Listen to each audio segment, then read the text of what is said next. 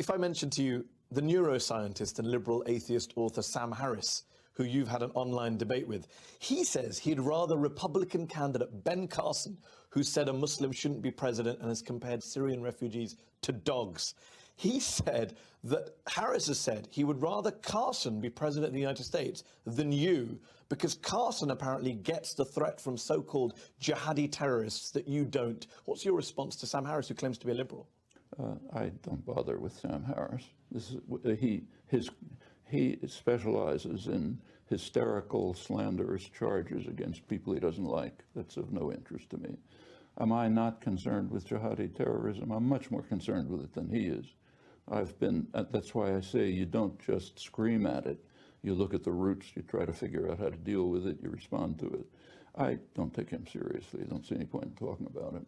But well, some people would say the point about talking about it is we live in an environment where Islamophobia is on the rise in the United States, across the West. There are some who say that the new atheists, people like Sam Harris, Richard Dawkins, the late Christopher Hitchens, are Islamophobes, guilty of an almost obsessive anti-Muslim bigotry, which is worrying in the current climate. Do you share that view? I don't talk about them. First of all, I don't think it's true of Dawkins. It might have been true of Hitchens in his later years. Harris, I assume, denies it, but when I read what he says, that's what it looks like. However, the problem of Islamophobia is, of course, serious. It's just like the problem of anti-Semitism is serious. Indeed. This is much worse, Islamophobia now. For one thing, it is undermining us.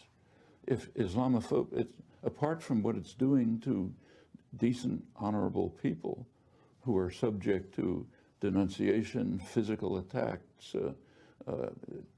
blocking of the possibilities for decent life, what's happening to Syrian refugees and so on. Apart from all that, it's harmful to the West. Islamophobia leads to proposals like, let's carpet bomb them, that let's hit them with a sledgehammer. Just take a look at what it's led to in the last 15 years. There's been what's called a global war on terror. When it began, there's been one device to deal with it, sledgehammer. Smash them up. Don't find out what's going on. Smash them up. What's happened?